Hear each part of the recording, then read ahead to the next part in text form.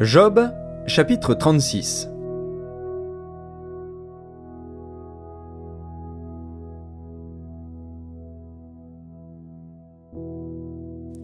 Élihu continua et dit : « Attends un peu, et je vais poursuivre, car j'ai des paroles encore pour la cause de Dieu. Je prendrai mes raisons de haut, et je prouverai la justice de mon Créateur. Sois-en sûr, mes discours ne sont pas des mensonges, mes sentiments devant toi sont sincères. Dieu est puissant, mais il ne rejette personne. Il est puissant par la force de son intelligence. Il ne laisse pas vivre le méchant, et il fait droit aux malheureux. Il ne détourne pas les yeux de dessus les justes. Il les place sur le trône avec les rois. Il les y fait asseoir pour toujours, afin qu'ils soient élevés. Viennent-ils à tomber dans les chaînes ? Sont-ils pris dans les liens de l'adversité ? Il leur dénonce leurs œuvres, leurs transgressions, leur orgueil. Il les avertit pour leur instruction. Il les exhorte à se détourner de l'iniquité. S'ils écoutent et se soumettent, ils achèvent leurs jours dans le bonheur, leurs années dans la joie. S'ils n'écoutent pas, ils périssent par le glaive, ils expirent dans leur aveuglement. Les impies se livrent à la colère, ils ne crient pas à Dieu quand il les enchaîne. Ils perdent la vie dans leur jeunesse, ils meurent comme les débauchés. Mais Dieu sauve le malheureux dans sa misère, et c'est par la souffrance qu'il l'avertit.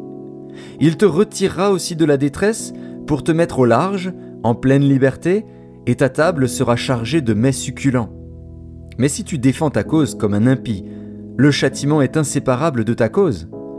Que l'irritation ne t'entraîne pas à la moquerie, et que la grandeur de la rançon ne te fasse pas dévier.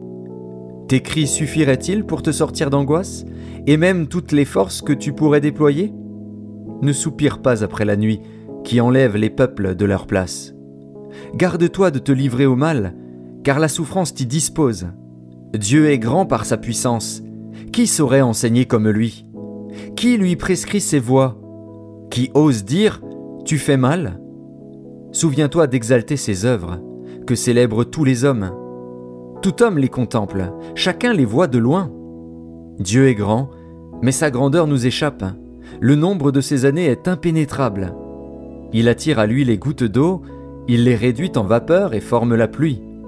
Les nuages la laissent couler, ils la répandent sur la foule des hommes.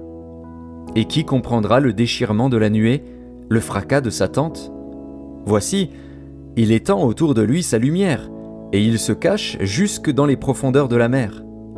Par ses moyens, il juge les peuples, et il donne la nourriture avec abondance. Il prend la lumière dans sa main, il la dirige sur ses adversaires. Il s'annonce par un grondement. Les troupeaux pressentent son approche.